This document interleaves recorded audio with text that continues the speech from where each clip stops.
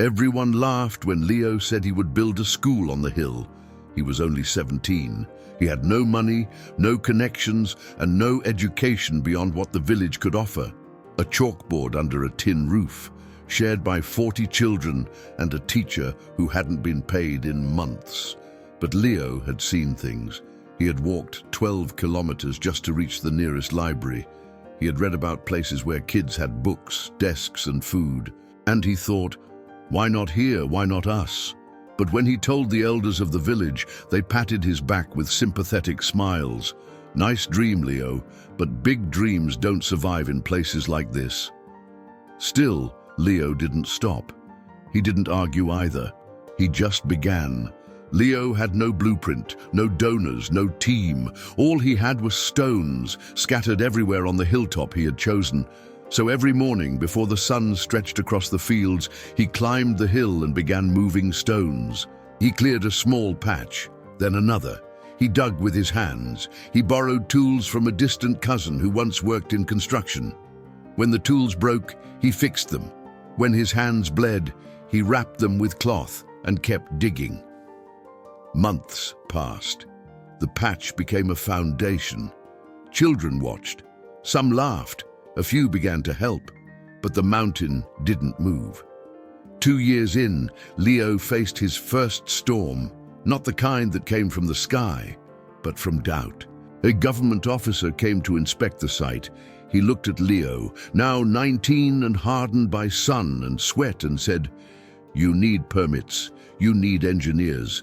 This can't be done like this. It's a waste." The villagers started to believe it. Helpers stopped coming. Parents told their kids to focus on real things.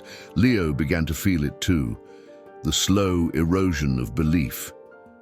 He sat on the half-built wall one evening, watching the wind sweep dust across the stones. Maybe they're right, he thought. Maybe I'm just a fool trying to plant trees on rocks. But the next morning, a little girl named Anna climbed the hill with a bucket of water. "For the builders," she said, handing it to him. "My little brother wants to learn too."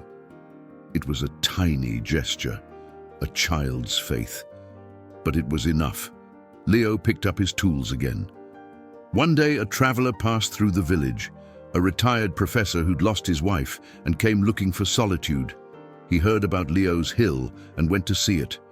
He was quiet as he watched Leo and the few remaining kids haul bricks made from mud and straw. Then he spoke. "Why haven't you quit?" Leo looked confused.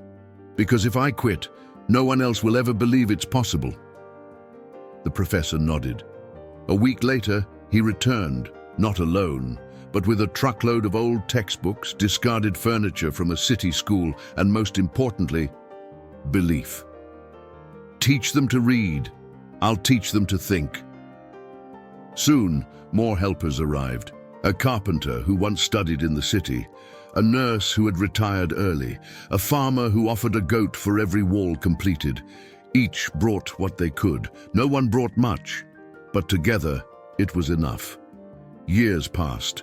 The school was not grand. It had no computers, no polished floors, but it stood. 5 classrooms, a library with donated books, a small kitchen, and a roof that didn't leak. Leo, now 24, didn't call it success. He called it proof. The government that once dismissed him came back, this time with grants and attention. The hill that once looked like a foolish dream now attracted visitors and volunteers. And one morning, during a ceremony with families gathered, Anna, now a young student with glasses and a confident smile, stood on the same wall Leo had once wept on and read her speech. "We are the proof that patience builds what doubt cannot destroy, that perseverance is louder than laughter, that even a mountain, if faced with enough footsteps, begins to move." Leo didn't conquer the world. He didn't become rich or famous, but he taught a generation that dreams don't need permission. They need persistence, that sometimes life won't meet your speed and the world won't applaud your effort.